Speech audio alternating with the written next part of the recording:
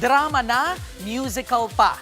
Yan naman ang handog ng ating Dabarkad sa Holy Tuesday special ng Eat Bulaga na My Forever. Nagsama nga po ang parehong henyo sa komedya na sina Bossing Vic Soto at Jose Manalo. Pero ibang klase rin talaga silang magpaiyak.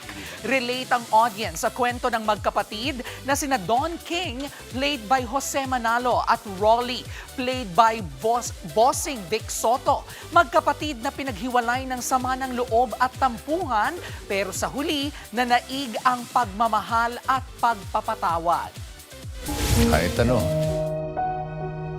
kuko, buto, baga, idodonate ko para sa'yo. Dahil kaputol ka ng buhay ko eh. Tampok din sa special sina Ryan Agoncillo, Foreignoy Yon Yul Kim at si Pekto. Abangan naman po bukas ang third and last installment ng Eat Bulaga Lenten Special na Bahay Aruga. Mga kapatid, Jervy Wrightson po, eto na nga. Para sa latest showbiz news at iba pang kay-alaman, mag-follow at mag-subscribe na sa social media pages ng News 5.